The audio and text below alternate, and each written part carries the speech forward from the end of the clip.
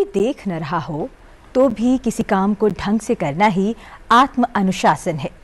आत्म अनुशासन हमें पूरी क्षमता तक जीवन जीने का रहस्य बताता है। अगर हमने अनुशासन को अपने दैनिक जीवन में उतार लिया तो हम वो सब कुछ हासिल कर सकते हैं जो हम चाहते हैं। सुप्रभात, मैं हूं आपके साथ शालिनी खंडेलवाल। सबसे पहले नजर डालते हैं मुख्य गतिविधियों पर। भारत के विकास पर संदेह करने वालों को उपराष्ट्रपति जगदीप धनखड़ की दो टूक। कहा, आशा और संभावना के वातावरण का अनुभव करने के लिए अपने खोल से निकलें बाहर। राष्ट्रीय प्रत्यक्ष कर अकादमी ने भारतीय राजस्व सेवा के 76वें बैच के समापन समारोह को किया संबोधित। अधिकारियों से आर्थिक राष्ट्रवाद की भावना को बढ़ावा देने की उपराष्ट्रपति ने की अपील। एक्शन में चुनाव आयोग। लोकसभा के पहले चरण के चुनाव से पहले प्रवर्तन एजेंसियों ने रिकॉर्ड 4,650 करोड़ रुपए से अधिक की राशि की बरामद। 1 मार्च से हर रोज लगातार 100 करोड़ रुपए की जब्ती। जब्त की गई कुल राशि का 45% मादक पदार्थ। वित्त वर्ष 2024 में कुल निर्यात ने पार किया पिछले साल का उच्चतम रिकॉर्ड। 776.68 बिलियन अमेरिकी डॉलर का हुआ कुल निर्यात। इलेक्ट्रॉनिक सामान के निर्यात में 23.64% की बढ़ोतरी।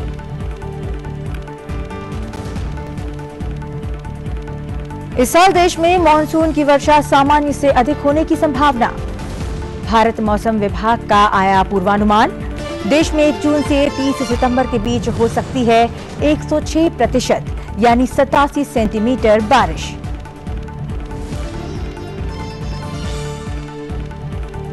और चैत्र नवरात्रि का आज 8वां दिन। महाअष्टमी के दिन की जाती है मां महागौरी की पूजा। मंदिरों में उमड़ी भक्तों की भीड़।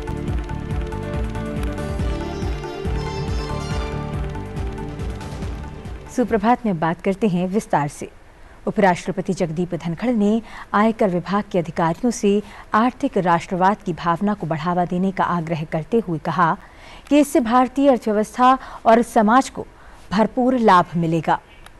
नागपुर में राष्ट्रीय प्रत्यक्ष कर अकादमी में भारतीय राजस्व सेवा के 76वें बैच के समापन समारोह को संबोधित करते हुए उपराष्ट्रपति ने युवा अधिकारियों से स्थानीय लोगों के लिए मुखर होने को कहा।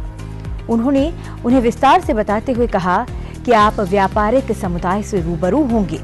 आप उनमें राष्ट्रवाद की भावना को आत्मसात कर सकते हैं और इससे देश को 3 बड़े लाभ होंगे। पहला, परिहार्य आयात के कारण विदेशी मुद्रा बर्बाद नहीं होगी। दूसरा, हमारे युवाओं के लिए रोजगार पैदा होगा। और तीसरा, देश में उद्यमिता एक बड़ी छलांग लगाएगी। Friends, before I conclude, I'll make some appeal to you that may not directly concern with your assignment in service, but that is collaterally connected with that. Economic nationalism, being vocal for local. Now you as tax administrators will know by importing the unavoidable, the avoidable. Avoidable imports are a heavy drain on our foreign exchange to the extent of billions. They deprive work to our youngsters. They are handicapped. They are a handicap to evolution of entrepreneurship. You will be interfacing with business people. You can enlighten them. You can imbibe in them a spirit of nationalism. What is available in the country, why should we import it? Tell them the ill effects of that. Merely because it can benefit someone financially to import furniture from outside, curtains from outside, candles, kites, children toys. An economic gain is no justification to barter away your nationalism. Make it a habit. Once you do it, you will be bringing about affirmative change on 3 aspects. 1, foreign exchange. will not be drained out avoidably. 2, employment will be generated. 3, entrepreneurship will take a big jump. उपराष्ट्रपति जगदीप धनखड़ ने भारत में कर प्रशासन के बढ़ते डिजिटलीकरण और पहचान रहित यानी फेसलेस ई असेसमेंट प्रणाली जैसे पारदर्शिता उपायों की प्रशंसा की। उन्होंने कहा कि जो समाज ईमानदारों का सम्मान करता है और बेईमानों को पुरस्कृत नहीं करता, वो शांति, सद्भाव और विकास के लिए स्थिर होता है। The increasing digitization of tax administration in India is truly laudable. As a matter of fact, global entities, including the World Bank, have appreciated our digital penetration. Our transactions are digital. They have contributed massively to formal economy evolution. I must remind you, friends, and this was impossible during our days, my young days, my middle age. The faceless e-assessment system has already brought about paradigm shift from territorial jurisdiction to dynamic jurisdiction. It has introduced anonymity in income tax assessment and appeals and is living up to its objective of honoring the honest. A society that honors the honest and does not reward the dishonest is a society that is stable for peace, harmony and growth. Lok Sabha चुनाव 2024 से पहले election commission action में है। चुनाव आयोग ने press conference करते हुए बताया कि इलेक्शन में धन बल को रोकते हुए चुनाव आयोग ने इतिहास रच दिया है। निर्वाचन आयोग ने बताया कि उनके अधिकारी 1 मार्च से हर दिन 100 करोड़ रुपए जब्त कर रहे हैं। चुनाव आयोग ने कहा कि लोकसभा चुनाव के मद्देनजर अधिकारियों ने नकदी, मादक पदार्थ और शराब सहित कुल 4,650 करोड़ रुपए मूल्य की जब्ती की है। कुल जब्ती में 45% हिस्सेदारी मादक पदार्थों की है। आयोग ने कहा कि 1 मार्च से की गई जब्ती 2019 के संसदीय चुनाव के दौरान जब्त किए गए 3,475 करोड़ रुपए के आंकड़े को पार कर गई है। आयोग ने कहा कि राजनीतिक वित्त पोषण के अलावा काले धन का इस्तेमाल समान अवसर को प्रभावित कर सकता है। ये जब्ती प्रलोभन और कदाचार मुक्त लोकसभा चुनाव कराने और समान अवसर सुनिश्चित करने के उसके संकल्प का एक महत्वपूर्ण हिस्सा है।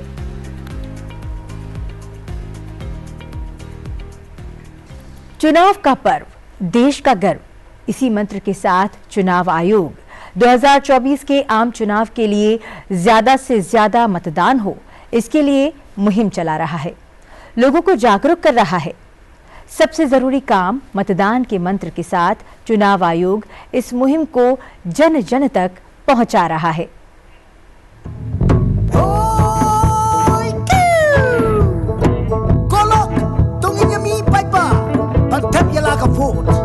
Your vote is your right. Your vote is your future. Man saidor yakalawe, yakavote la jong, what concept a?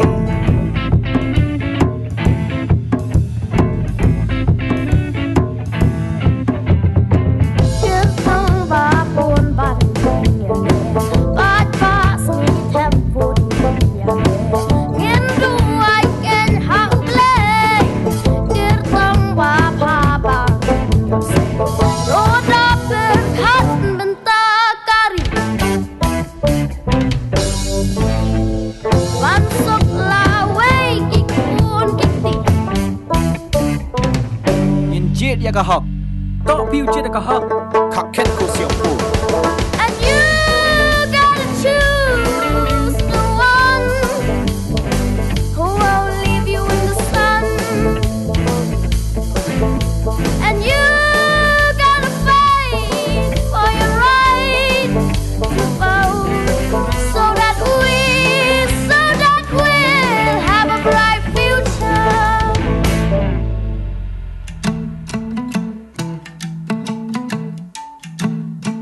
Nangni jaksin, nangni bu. Angni kum lam, gisik sepirta. Adokos latna, hai po na, anching bul ko japalna. Kurangko, คราอัตตาจากทั้งที่บาเซนานางอ่อนเบอร์อาดกโคสลัดนาพลาเบจากสีทับโคเรชานาบัดเดราอากามชัดตาตึกบาอาสงเงอากันกระกามาตาโค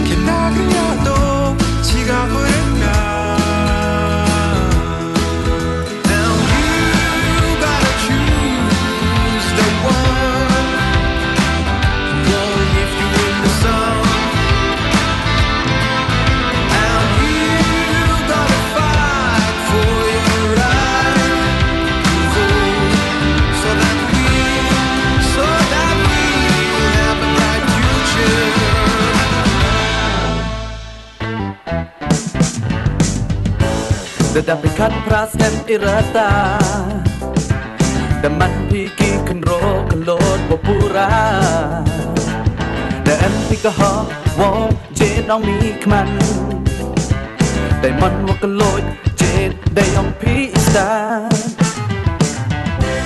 Kau wo to ke ho semen yong pi Tapos tu na kabang pukot kiski Dan berkat wajanai uji diobru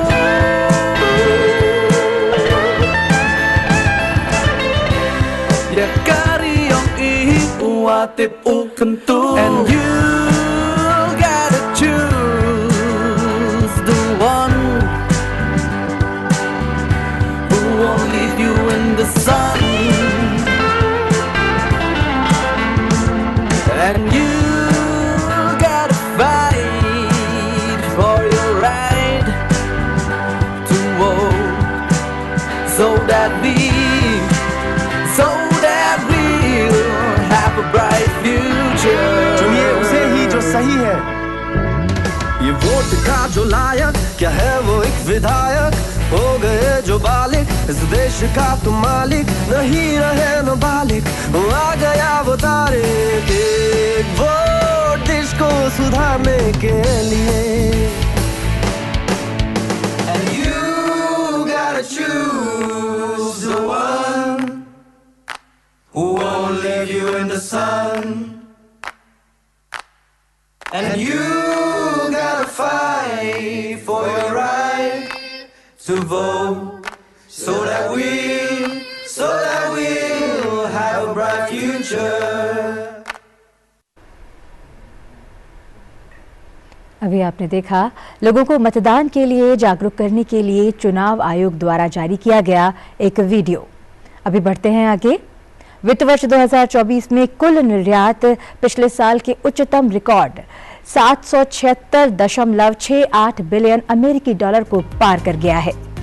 वित्त वर्ष 2022-23 में 776.40 billion अमेरिकी dollar की तुलना में वित्त वर्ष 2023-24 में इसके 776.68 बिलियन अमेरिकी डॉलर तक पहुंचने का अनुमान जताया गया है। गैर पेट्रोलियम और गैर रत्न और आभूषण निर्यात वित्त वर्ष 2022-23 में 315.64 बिलियन अमेरिकी डॉलर से 1.45% बढ़कर वित्त वर्ष 2023-24 में 320.21 बिलियन अमेरिकी डॉलर हो गया है। वित्त वर्ष 2023-24 में व्यापारिक निर्यात वृद्धि के मुख्य चालकों में इलेक्ट्रॉनिक सामान, ड्रग्स और फार्मास्यूटिकल्स, इंजीनियरिंग सामान, लौह अयस्क, कपास, हथकरघा उत्पाद और सिरेमिक उत्पादों के साथ ही कांच के बर्तन शामिल हैं। इलेक्ट्रॉनिक सामान के निर्यात की बात करें तो इलेक्ट्रॉनिक सामान का निर्यात वित्त वर्ष 2022-23 में 23.55 बिलियन अमेरिकी डॉलर था, जो 23.64% बढ़कर वित्त वर्ष 2023-24 में 29.12 बिलियन अमेरिकी डॉलर हो गया। दवाओं और फार्मास्यूटिकल्स का निर्यात वित्त वर्ष 2022-23 में 25.39 बिलियन अमेरिकी डॉलर से 9.67% बढ़कर वित्त वर्ष 2023-24 में 27.85 बिलियन अमेरिकी डॉलर हो गया है।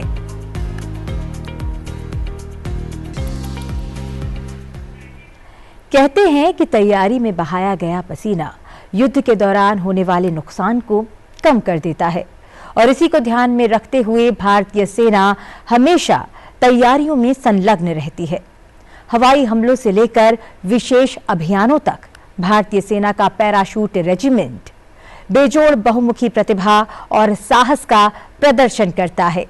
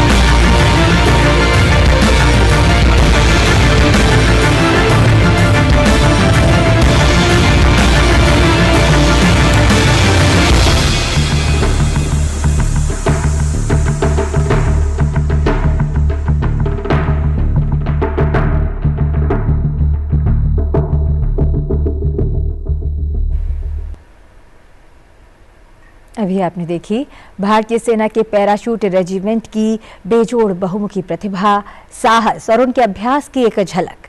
अब बढ़ते हैं आगे और बात करते हैं अमरनाथ यात्रा की। अगर आप इस वर्ष अमरनाथ जाने का प्लान बना रहे हैं तो आपके लिए ये शुभ समाचार है। बाबा बर्फानी के दर्शन रखने की इच्छा रखने वाले श्रद्धालुओं के लिए 15 अप्रैल से अमरनाथ यात्रा के दर्शन के लिए रजिस्ट्रेशन की शुरुआत हो चुकी है। वहीं 4 धाम यात्रा के लिए भी पर्यटन पोर्टल पर ऑनलाइन पंजीकरण की शुरुआत हो गई है। अमरनाथ यात्रा इस साल 29 जून से शुरू हो जाएगी और 19 अगस्त को समाप्त हो जाएगी। अमरनाथ यात्रा 2024 के लिए रजिस्ट्रेशन फीस प्रति व्यक्ति 150 रुपए रखी गई है। आप भी अगर इस साल अमरनाथ यात्रा के लिए रजिस्ट्रेशन कराना चाहते हैं तो श्री अमरनाथ श्राइन बोर्ड की ऑफिशियल वेबसाइट jksasb.nic.in पर पंजीकरण करा सकते हैं। इसके अलावा अमरनाथ श्राइन बोर्ड की मोबाइल एप्लीकेशन से भी अमरनाथ यात्रा के लिए रजिस्ट्रेशन कराया जा सकता है। देश भर में Jammu Kashmir bank, Punjab national bank, state bank of India और यस बैंक की 540 शाखाओं में अमरनाथ यात्रा के लिए पंजीकरण करा सकते हैं। पंजीकरण के लिए यात्री को स्वास्थ्य प्रमाण पत्र बनवाना अनिवार्य है। 13 वर्ष से कम उम्र या 70 वर्ष से अधिक और 6 हफ्ते की गर्भवती महिला को यात्रा के लिए अनुमति नहीं मिल पाएगी।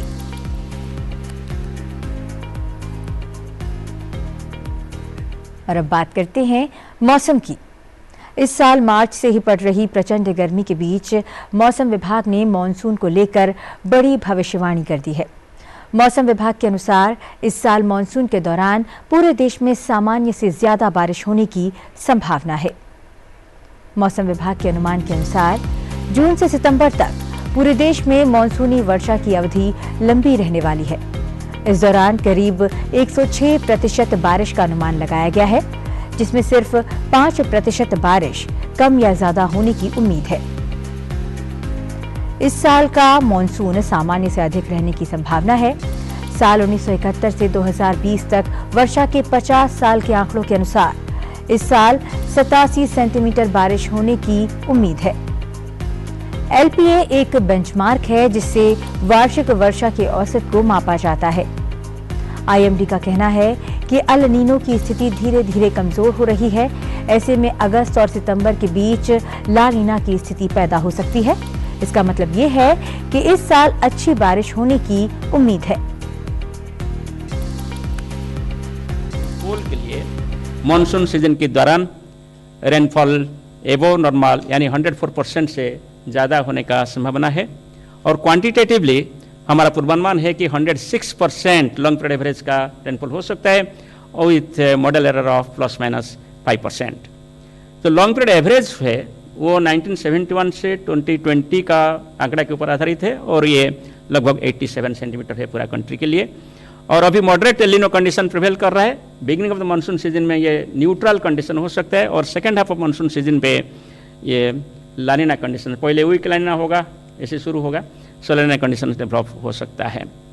और neutral Indian ocean dipole conditions अभी प्रिवेल कर रहा है इंडियन ओशन पे, इक्वेटोरियल इंडियन ओशन पे, और ये positive Indian ocean dipole later half of monsoon season में होने का संभावना है। नॉर्दर्न हेमिस्फीयर का स्नो कवर की बात करें वो नॉर्मल से कम है, बिलो नॉर्मल स्नो कवर है, जो कि फेवरेबल है इंडियन मानसून रेनफॉल के लिए। आज चैत्र नवरात्रि का 8वां दिन है। आज के दिन मां दुर्गा के 8वें स्वरूप महागौरी की पूजा आराधना की जाती है। मां महागौरी का स्वरूप उज्ज्वल, कोमल, श्वेत वर्ण, श्वेत वस्त्रधारी हैं। अपने भक्तों के लिए मां अन्नपूर्णा स्वरूप हैं। उनकी 4 भुजाएं हैं और मां बैल की सवारी करती हैं। देवी मां के एक हाथ में त्रिशूल और दूसरे में डमरू है। एक हाथ अभय और एक वर मुद्रा में है। हाथ में डमरू होने से ही मां को शिवा भी कहा जाता है। मां का ये स्वरूप बेहद शांत है। उन्हें संगीत भजन अत्यंत लोकप्रिय हैं। मान्यता है कि मां की पूजा करने से ही हर तरह के दुख नष्ट हो जाते हैं। कहा जाता है कि मां महागौरी की सच्चे मन और अनुशासन से पूजा करने पर हर तरह के पाप मिट जाते हैं और महिलाओं को अखंड सुहाग सौभाग्य की प्राप्ति होती है।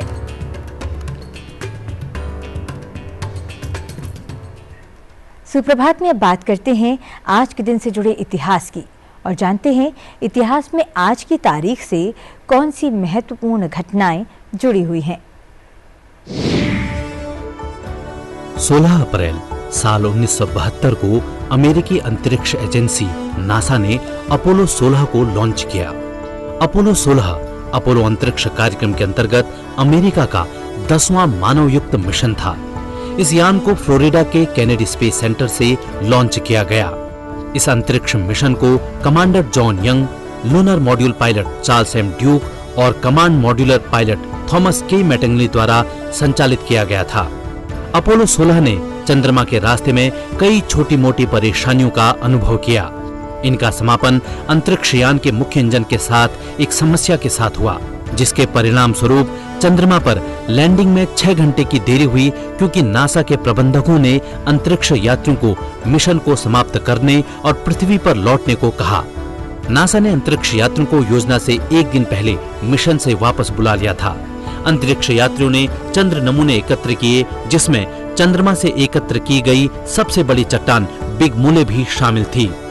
27 अप्रैल साल 1972 को अपोलो 16 सुरक्षित रूप से पृथ्वी पर लौट आया। सुप्रभात में आज के लिए बस इतना ही। चलते चलते आपको छोड़ जाते हैं वृंदावन में आयोजित यमुना छठ महोत्सव की तस्वीरों के साथ। परमार्थ निकेतन ऋषिकेश, वृंदा फाउंडेशन और वृंदावन बाल विकास मंच ने यमुना छठ महोत्सव का आयोजन किया।